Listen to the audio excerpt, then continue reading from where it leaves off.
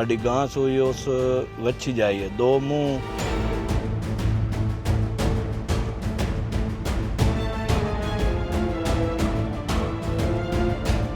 चार अखी दो कान इन्हों दे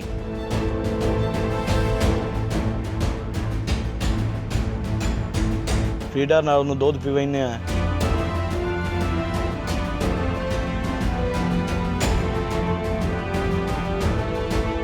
फसीउल्ला वल्द अस्कर अली कौम बार चक नंबर 241 का रहायशी है ते साड़ी गां सूई उस वच्छी जाइए दो मुंह चार अखी दो कान इन्हों दे ठीक है ते फीडर नाल उन्होंने दुध पिवाने महकमा एवं नात वाले लै जावन जो कि वो बीमार है उनका इलाज करें।